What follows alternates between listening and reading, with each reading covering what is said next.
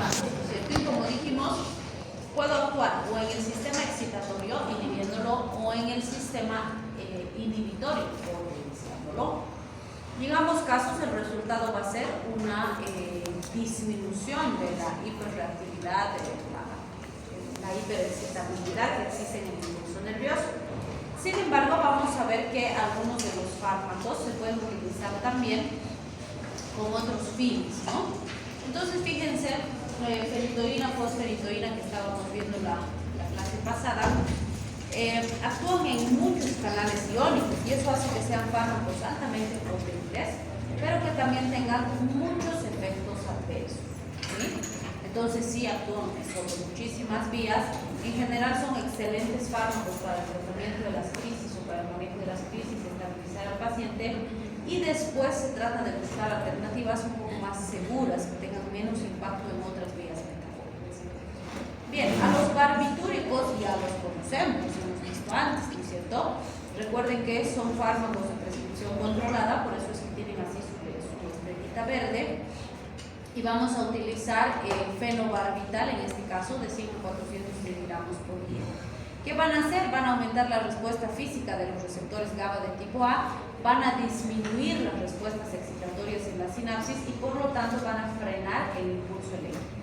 Por eso es que, como decíamos, son útiles en todos los tipos de convulsiones que podemos observar. Y obviamente, algo muy importante a recordar de los barbitúricos es que son fármacos de prescripción controlada justamente porque producen tolerancia y dependencia. No se olviden que su potencial de generar dependencia es muchísimo más alto que el de las benzodiazepinas. Por eso es que son excelentes para crisis, pero no se suele usar periodos muy largos de tiempo porque la tolerancia aparece muy rápido, ¿sí? Tienen buena absorción con poca unión a las proteínas y fíjense, su vida media, decíamos, es de 75 más o menos hasta 125 horas. La variabilidad es porque depende de para qué las estamos utilizando, porque si bien puedo usar, por ejemplo, en convulsiones, ahí tendrán vidas medias más cortitas por consumo del fármaco, por decirlo así, pero en pacientes, por ejemplo, que yo esté usando un barbitúrico para controlar dolor o por un trastorno del sueño, como no está convulsionando, entonces va a durar más tiempo, ¿sí? No produce metabolitos activos, ahí están sus efectos adversos, la sedación, que es algo muy importante, alteraciones de aspectos cognitivos, ataxia, puede haber hiperreactividad de rebote, pero no es muy frecuente, y no podemos olvidar la tolerancia y la dependencia, ¿sí? Casi todos los anticonvulsivantes tienen interacción con todos los anticonvulsivantes. Entonces, por eso es que van a ver que siempre que hablemos de sus interacciones son así súper amplias. Pero no necesariamente esto es malo, porque a veces yo puedo buscar intencionalmente asociaciones con el objetivo de potenciar el efecto farmacológico, ¿sí? Bien, si vemos aquí la etosuximida, fensuximida, metsuximida, son fármacos que nos van a servir también porque disminuyen las corrientes de calcio neural bajo de tipo T. Si se acuerdan, estos canales de tipo T estaban en las neuronas postsinápticas, ¿no es cierto? Entonces, sobre todo en las neuronas del tálamo es que vamos a encontrar estos receptores o estos canales, y ahí es que van a producir un excelente efecto de control de esas crisis convulsivas. Fíjense, en los menores de 11 años usamos 20 miligramos kilogramo día, en los mayores de 11 años 15 miligramos kilogramo día, o podemos iniciar con dosis de 250 miligramos por día y pues ir subiendo progresivamente hasta alcanzar inclusive 2000 miligramos día, vale decir 2 gramos, ¿no? Pero dependiendo de la respuesta.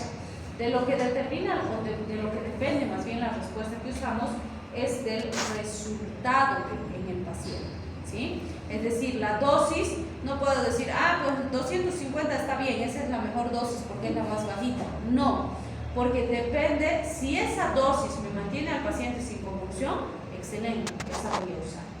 Pero si el paciente sigue convulsionando, no me sirve de nada darle esa dosis, entonces tengo que subir hasta la dosis que me mantenga al paciente sin convulsiones, ¿sí? Entonces lo que determina la dosis siempre va a ser el resultado, ¿sí?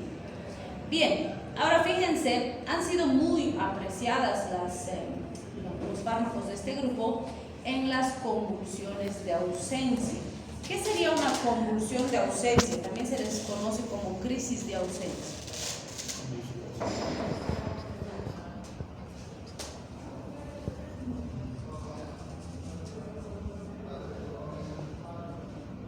¿Qué sería una? ¿No se han escuchado? ¿Han visto la película Rango de las lagartijitas? Se ubican su amiga lagartija, ¡ah, están peleando! ¿No? ¿Y qué? Se queda así colgada, ¿no? Y luego ya termina de pelear todo, y se conecta y sigue peleando ya, ¿no? Entonces, así son las crisis de ausencia. O sea, el pacientito de repente está hablando, digamos, yo le estoy dando la clase y tú me cuelgo un ratito, ¿no? Y después, y sigo. Entonces, el problema con las crisis de ausencia o convulsiones de ausencia se llama así porque es como si queda ahí el cuerpo del pacientito y si se hubiera salido, no está ahí, está ausente, ¿no? Y luego, ¡prum!, regresa, ¡prum!, se reconecta. Y como toda convulsión, el paciente no es consciente de lo que pasa durante la convulsión. Entonces, a veces le han quitado o le han restado relevancia a la crisis de ausencia porque dicen, ah, no, pero no está pues ahí contrayéndose, tónico-crónicas, así como estamos acostumbradas a las convulsiones, solamente se queda quietito.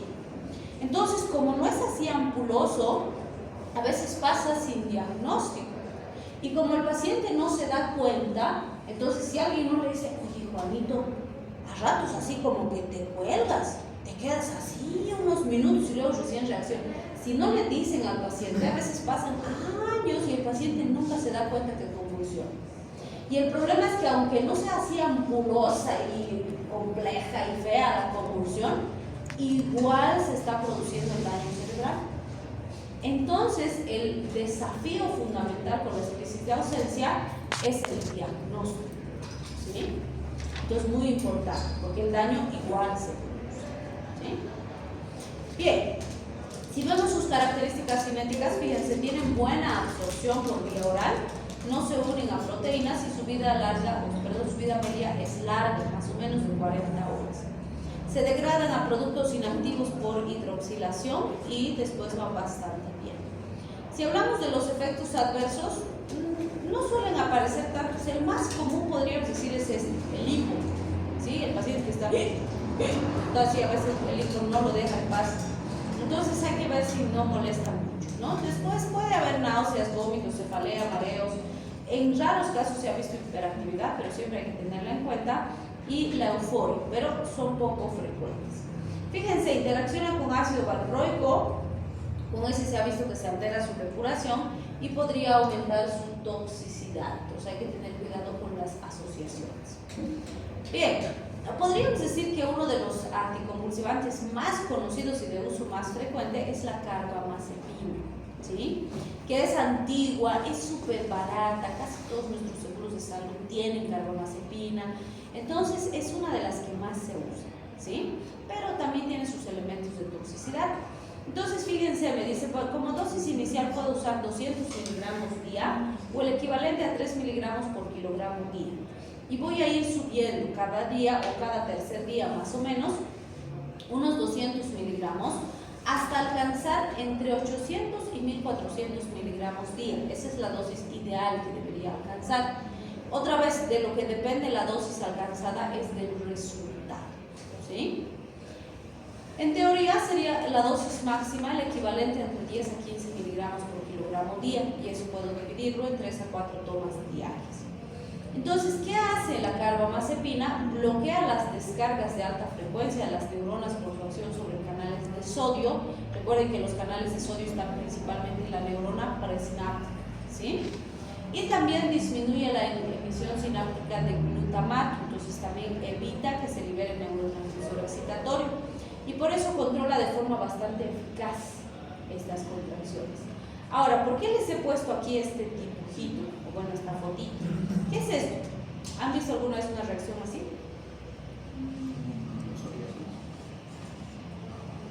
No es psoriasis, es herpes, ¿sí? Es un herpes zóster. ¿Cuál es la diferencia entre un herpes zóster y un herpes simple? Más agresivo. Ambos se pueden reactivar. virus diferentes en primera instancia, ¿no? Uno es el virus del herpes simple, que puede ser tipo 1, tipo 2, y este es el virus de la varicela zoster, por eso es herpes zoster, ¿sí? Es diferente. Este no tiene nada que ver con transmisión sexual, contacto, ¿sí? Se cree que o es vestigio de la vacuna o es vestigio de la enfermedad de varicela en etapas tempranas, ¿sí? Antes, por ejemplo, era súper raro ver herpes zoster, raro, así, un pacientito por ahí veíamos, no era frecuente, pero todos o la mayoría hemos enfermado varicela y algunos se han puesto la vacuna, pero la mayoría hemos enfermado, ¿no? Y te enfermas una vez y nunca más te da varicela. Entonces, ¿qué ha pasado post-COVID? Por eso decimos, realmente este virus es tan destructivo, tan dañino, que el sistema inmune de los pacientitos ha quedado tan maltratado, vamos a decir, que hemos empezado a tener incidencias mucho mayores de zoster post-COVID, ¿sí? Los pacientes que probablemente no hubieran debutado si no hubieran tenido COVID, han empezado a debutar.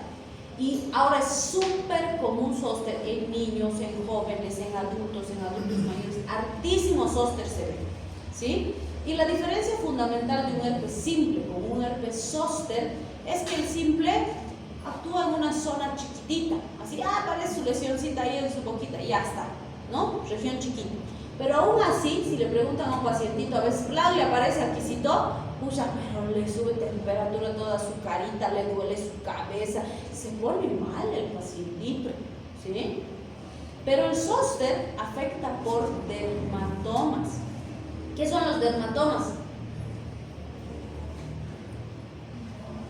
Regiones completas que abarcan ramas nerviosas, ¿no es cierto? Entonces, por ejemplo, este es todito el dermatoma del facial, todito donde están los nervios del facial, toda esa región va a tener las erupciones.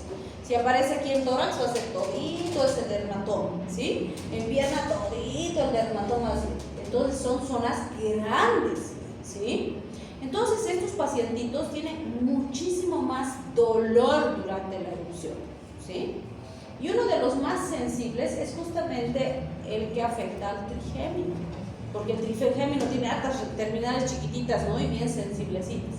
Entonces, esta erupción así de las vesículas y todo va a desaparecer completo. Ese pacientito va a quedar así limpiecito, como si nunca hubiera tenido su erupción herpética, pero el dolor que queda es lo que conocemos como neuralgia del trigémino. Claro, no es la única causa, pero un porcentaje alto de pacientes con neuralgia del trigémino ha sido post-erupción herpética, ¿sí? Entonces, toda esa zona que ya no se ve nada físicamente, al paciente le duele y percibe un dolor, pero constante, persistente, intenso. Tanto así que hay una cirugía que han debido ver en TQ o van a ver en TQ, que se ha diseñado para seccionar las terminales nerviosas, les operan y les cortan las terminales nerviosas para mitigar un poquito el dolor que tienen estos pacientitos. Y hay pacientitos que a pesar de la cirugía sigue doliendo, ¿no? Baja un poquito, pero sigue doliendo o no baja. Entonces, estos pacientitos con los analgésicos clásicos no responden. El dolor es muy intenso. ¿Qué hacemos con ellos? Anticonvulsivantes. Porque ¿cuál es la lógica? El dolor se transmite por impulso eléctrico, ¿no? Entonces, ¿qué hacemos? Bloqueamos el impulso eléctrico y el paciente disminuye la percepción del dolor.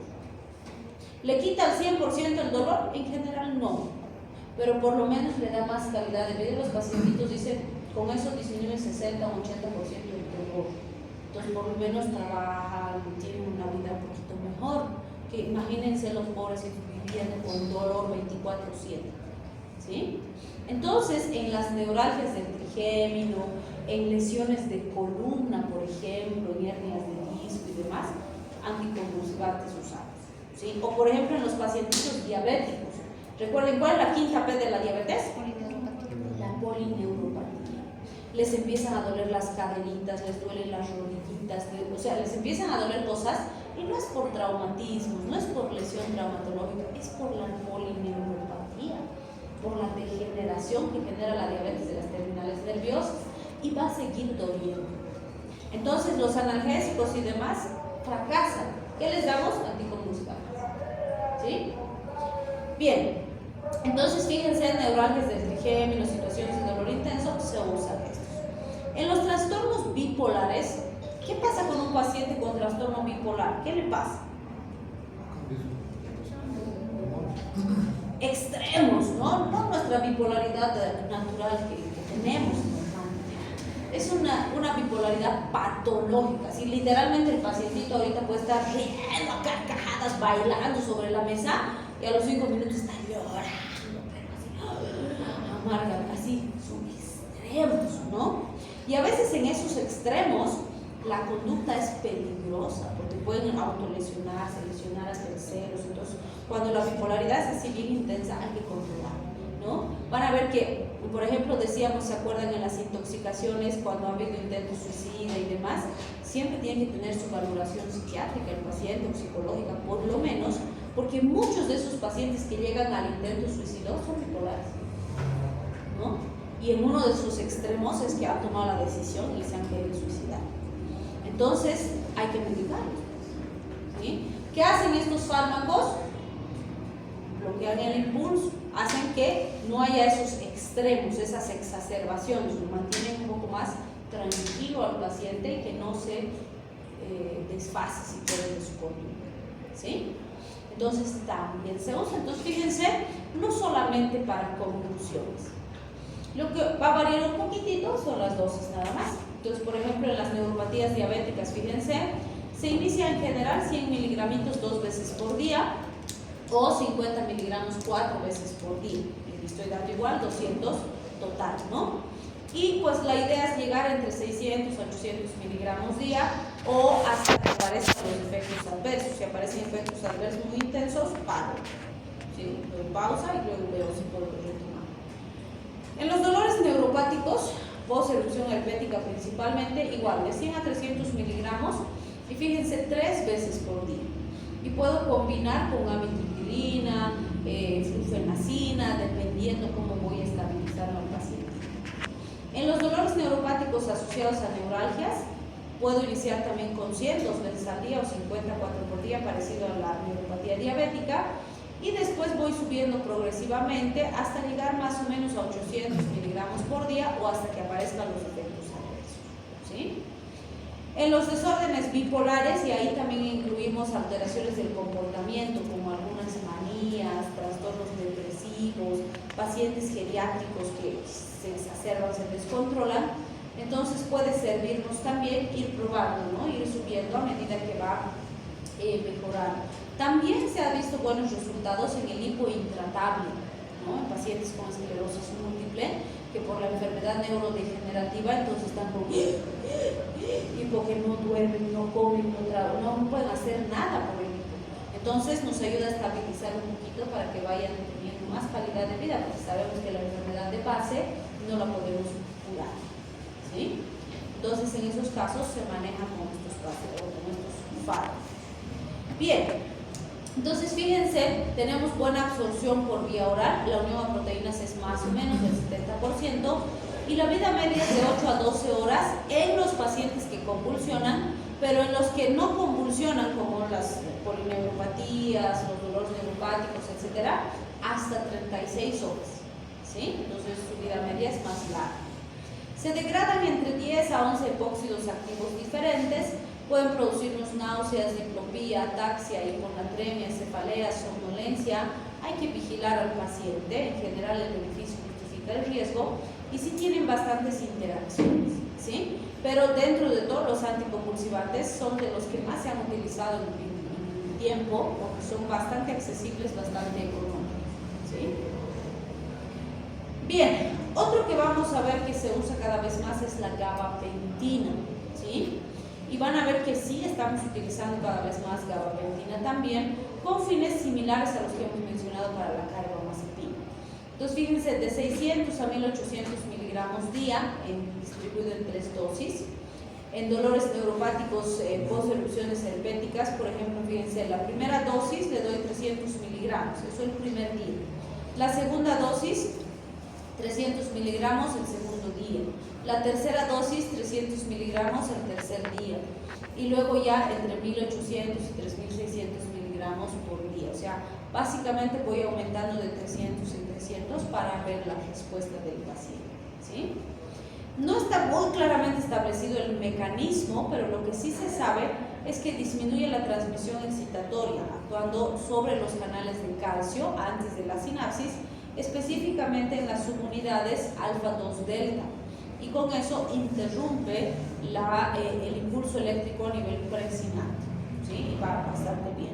Se ha probado en varios tipos de convulsiones y, como les digo, también gabapentina se está probando en dolores neuropáticos con muy buenos resultados. Tiene biodisponibilidad importante. Hablando de las dosis, ¿hasta qué punto de dosis yo digo que el fármaco no le va a dar efecto a mi paciente en cambio del fármaco? En realidad tendríamos que tener bola de cristal para saber eso, ¿no? Como decimos, o sea, como dice, es prueba de tolerancia en el paciente. Hay pacientes que llegan a 1800 y perfectos, maravillosos, sin efecto adverso, por ejemplo, hablando de gabapentina. Pero hay pacientes que con 300 ya presentan efecto adverso. Entonces, depende del paciente. Y lo mismo vamos a decir para la elección del mejor anticonvulsivante.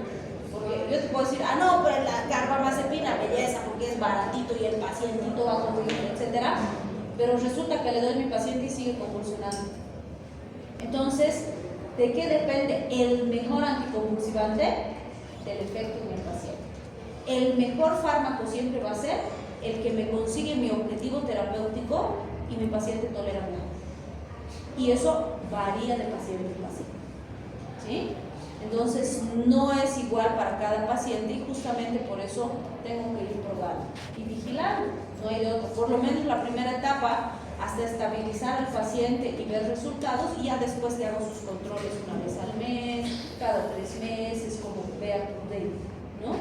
Pero no está establecido, o sea, no podríamos decir, no, con gabapentina todos van excelente. Mentira, no es cierto, ¿sí? Es paciente dependiente, no paciente, ¿sí? Bien.